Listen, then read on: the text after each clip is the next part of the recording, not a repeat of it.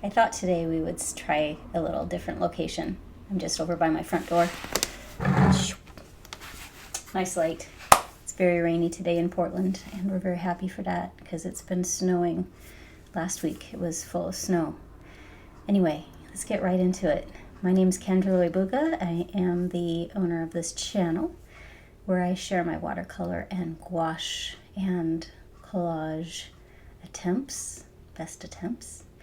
And today I wanted to show you what I've been working on this week. This is a piece of my concertina book, which is really just a folded piece of watercolor paper. This one is still a little wet. Anyway, I've been working on this middle panel, and there's quite a bit going on in there, and I've recorded most of it. So let's get into it. Okay, here we are, day one, no marks. You can see here that I have the concertina book all opened out. As I said before, it's just a cut piece of watercolor paper. I really like Arch's cold press, 140 pound. And I fold these into concertina books as a way to just make a small sketchbook where I can put down some ideas and techniques, try some new things out, and not feel so much pressure about making something that could be on my wall later. So since it already has the folds, and because it's a smaller format, I don't feel as tied into the painting from the get-go, which frees me up and allows me to try some things. So I've really enjoyed using these small concertina sketchbooks. And at the end of the video, I'll show you the three books that I have going. One is almost complete, one is at the beginning, and this one I would say is in the middle. So what I have going on here is I am using the blind contour drawing method. If you are a fan of Betty Edwards and drawing in the right side of the brain, you'll be familiar with this idea. This is not a true blind contour drawing, but it is most certainly not a careful drawing. This is just get it down fast, look at the object, see what you can see, and make marks. So I'm not very, very concerned with the reality of my marks. Here I'm looking at the light that I see coming in through that teapot. And it's a great way to loosen up and just get things started. And honestly, most of the time, I really like the results at the end. Most of the time, I don't feel like it's just something for the sketchbook. It's actually something that really has the feeling of me as the artist when I do this contour drawings. So there's the completed contour drawing. What I forgot to mention is that I'm using the Derwent watercolor pencil to do that. So most of the lines will dissolve when I'm putting the paint in, like I am now. And it's imaginative colors, obviously. I'm not painting them black. This little set has a little special meaning because we had a series of exchange students stay with us over the years. And the student who brought this was from Taiwan. And the name that she went by when she was here was Boo, B-O-O. And she had a personality to match that name, of course. What a lovely memory. So I really like the shape of the objects, but I also like the feeling behind it because, of course, whenever I see these or touch these, it reminds me of Boo and the lovely conversations we had around the dinner table and otherwise, and just having young people staying in your home and doing an exchange experience. If you have the space in your home, I highly recommend it. My husband and I both were exchange students when we were young, and we've hosted more than 24 different exchange students at different times. This is a little tool I use for blending watercolor. It's the thing that you rip off when you are, if you have an HP printer, you might recognize it because it's the thing that you have to break it off of the printer cartridge before you install it.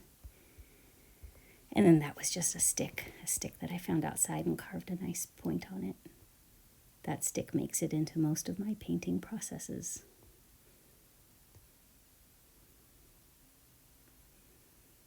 So when I drew these, I overlapped them because I really wanted that suggestion of depth.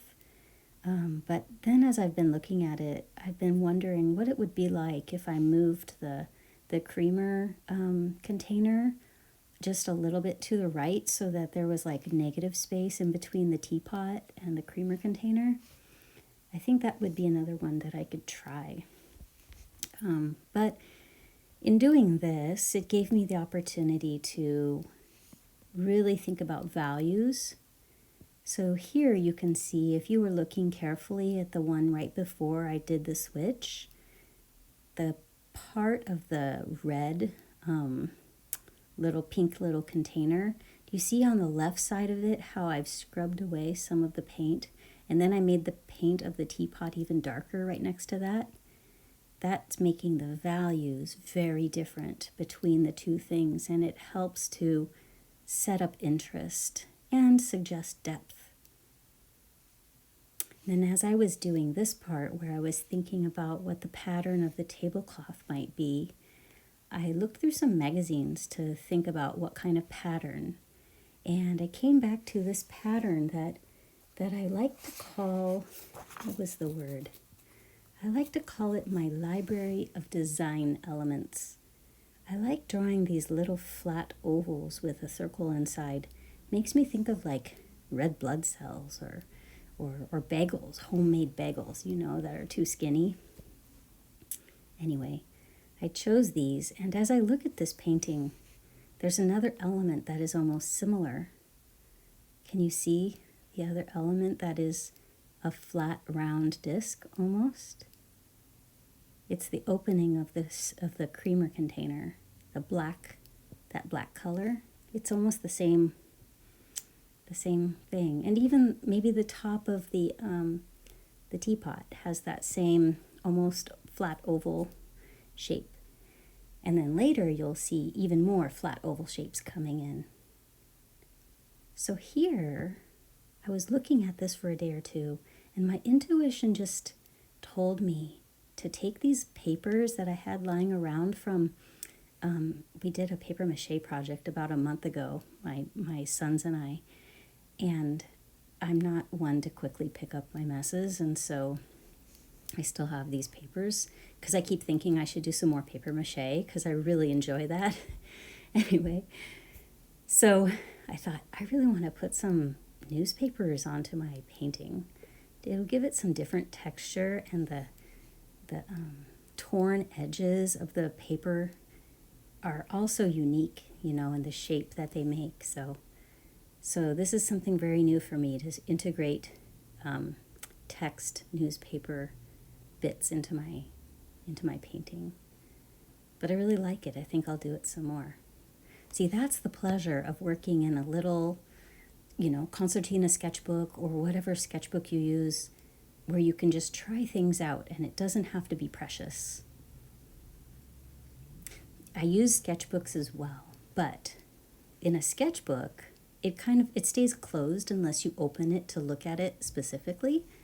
But with these little concertina sketchbooks, what I can do is I can prop them up in different places around the house so that while I'm like watching TV or doing the dishes or teaching my kids math, I can kind of glance over and look at whatever painting I have in progress, and I can kind of keep thinking through the color choices, the values, the composition, and what my intuition might tell me is the next step. Is actually one of my big goals for this year, is to allow my intuition to guide me. Which, when I started this idea in November, and it was very slow. My intuition was very slow to talk to me at the beginning. And I've noticed that as I listen more carefully, my intuition is faster to respond, or maybe I'm better at listening to it. Okay, so it's fully dried now. All of that polymer medium, the golden medium, has dried.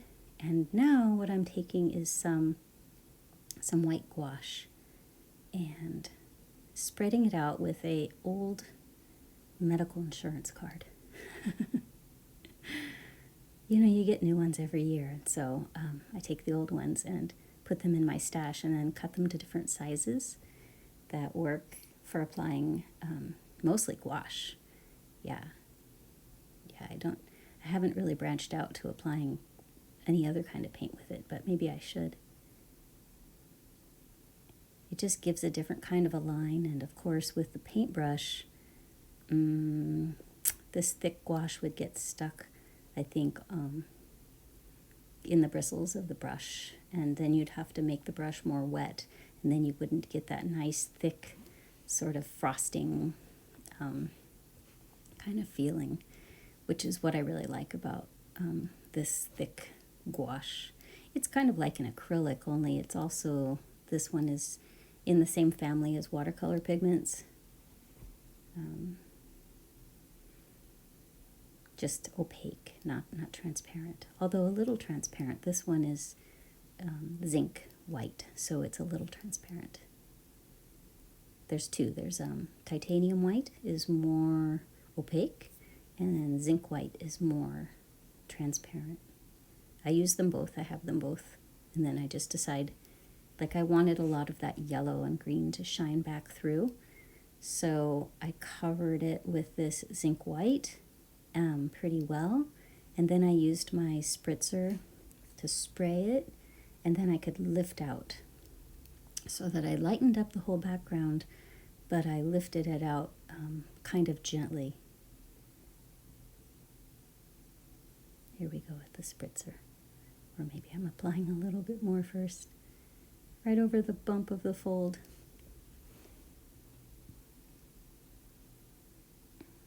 I like how the strips of the newspaper print, it reminds me of a painting I did a couple of weeks ago.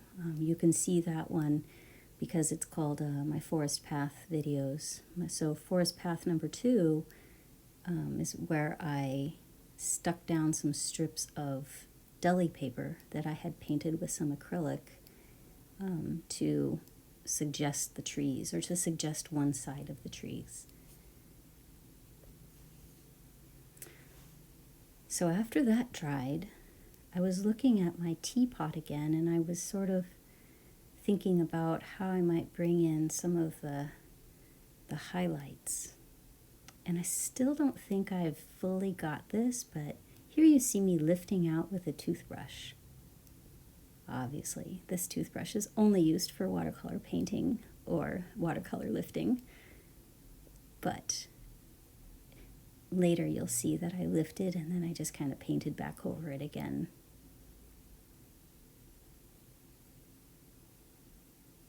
I've been looking at Vermeer's work, Jan Vermeer, the Dutch painter, and it was such an expert on light, daylight, and how light falls, and I've been studying him by reproducing some of his work. And oh my goodness, it's more of a challenge than I thought. But I feel like I'm learning. So I think that I brought that Vermeer kind of motion into this painting by trying a little harder than usual to really be mindful of how the light might be falling on this black teapot that I made into a, what shall we call this color? Purple, I suppose, purple.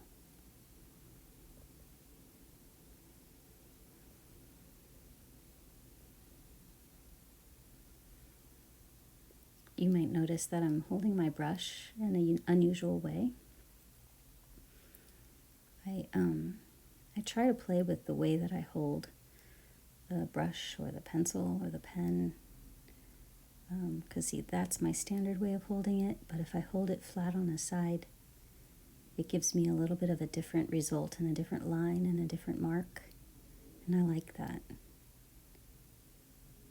Okay, so this is called Lunaria, this kind of plant. I know it as money plant, but I have some neighbors with Lunaria plant, and I've been picking their plant. In fact, I'll take you to their house right now, and then I will resume.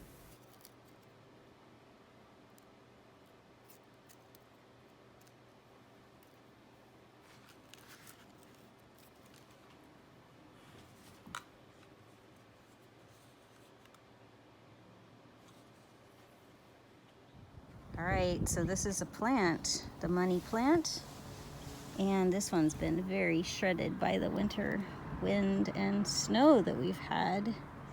This is my neighbor's house that I'm getting it from. She doesn't mind because she doesn't even live there. All right, now we're back. And I'm using the golden polymer to stick the golden polymer medium gloss. It's really used for something else. I think it's used for making the making acrylic paints into like more or less viscous, but I'm just using it here as a glue because it actually works quite well. I don't even remember why I bought this actually, but I think it had something to do with a project for Audubon Wild Bird Festival some years back. Anyway, I'm sticking down these pieces of this plant that I know as money plant, but I did a little research today in preparation for this video and found out it's really called Lunaria. And if lunar sounds familiar, that is the Latin for moon. So Lunaria means moon shaped, but it's also called honesty or annual honesty, apparently in England. And they think that it's called honesty because it has that translucent quality, so you can see through it, so it's honest. But this plant has actually quite an interesting backstory. It's native to the Balkans in Southwest Asia, and in French, it's called something called monnaie du pape, Pope's money. In Denmark, it's called Judaspenge, coins of Judas. Or in the Netherlands, the Dutch, is almost the same, Judaspenning. Probably all mispronounced by me, but that's okay. I'm sure the people who are from there can catch it. But anyway, I think that's interesting. So the coins of Judas idea, they think it's an allusion to the story of Judas Iscariot and how the 30 pieces of silver he was paid for betraying Christ. So like these little circles would be similar to the pieces of silver. Oh, and then in witchcraft, apparently, it's a protective plant and it's thought to keep away monsters. So if you have a monster problem, maybe plant some of this Lunaria in your yard. It'll keep them away. Maybe that's what my neighbor's doing. I don't know. I said in the video that she doesn't care because she's not there, and that's true. That house has been abandoned for some years now. I think she's in a care home or something, and you know how some people, they just keep thinking that they're going to come back home, and I think that's the place that's in. So the rest of the neighbors around kind of do their best to help take care of certain things or call them if there's any problems. And that's why I know about it, because I know the neighboring neighbors. Yeah, it's a little bit of a sad situation that I think all of us are moving towards those ages, if we are lucky enough to live that long. we may end up with that kind of a situation. So I stuck these down because I really like the outside line mostly. And I like the little tippy thing at the very top. It's like a little single hair like sticking up at the top. And afterwards, so here you can see, afterwards I thought, ooh, they're too translucent. You can't even really see anything in my painting because they're so translucent. So what did I do? I went back in with a little bit of that purple color, and I just dropped it in right on top of the polymer, and it did a good job of making a really unusual shape.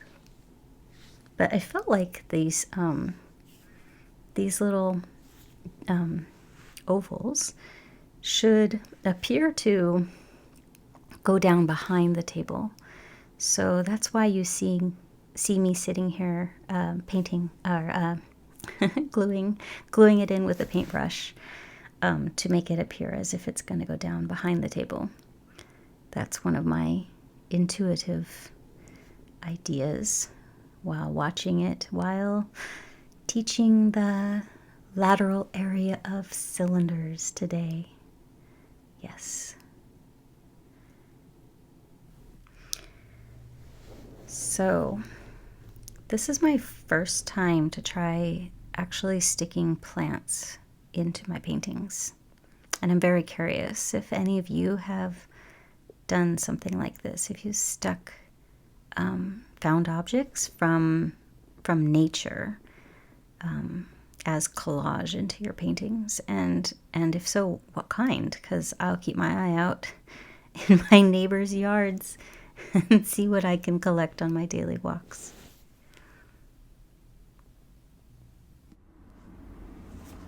Hi, here we are. I want to show you my 3 concertina books that I've worked on over the past couple of weeks. So here we are with the one that you've just seen me working on. And there's this side, something that I'm trying to be very abstract here, and it's giving me a run for my money. But I think it may turn into something interesting down the road. This one has quite a bit of that white gouache, and it has a little bit of oil pastel already showing up in it. So I'll be interested to see where my intuition takes me on this one. And over on this side, I still have a white page. So this one is about halfway finished and halfway left for fun. And here's the first concertina book that I worked on, and I have a video out about it. It's the first one where I talk about using concertina books, and so you may have seen this before if you've already been subscribing to my channel. This is something that I see on my daily walk. It's a cactus plant down on Guile Terrace. This one is another one that I started out painting it small, and I think it would be great to paint a great big painting of the cactus on Guile Terrace. And this is a master copy of a Shirley Trevenna painting. If you look in my description, you'll see that I recommend a couple of her books that are my very favorite watercolor books ever. So you can look there and find an Amazon link. If you follow that link and buy her book, then Amazon gives me 90 cents or $1 or something like that as a commission, and it's no extra charge for you. Okay, and the final concertina book that I've been working on. I told you I've been trying out some Vermeer, and so I am. And boy, oh boy, there is a lot to learn from this master. So I've got the most famous Vermeer, Girl with the Pearl Earring. And then, I don't know what this one's called, but I just started it last night, and I've been getting all twisted up in all of the light landing on this white hood that she has on her head. It's surprising, the things that look obvious until you try to do it yourself.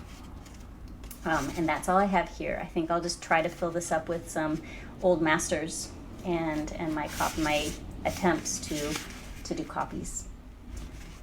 So that's it for today. Thank you for joining me. I'm so glad that you followed me all the way to the end of this video. If you like what you see, go ahead and subscribe. I drop videos pretty much every Friday. I've gotten into a schedule of Friday, so that you'll have something to look at with your coffee on Saturday morning. I love doing this. I love getting your notes that you put in the comments, so please keep those coming. All right, happy painting. See you next week.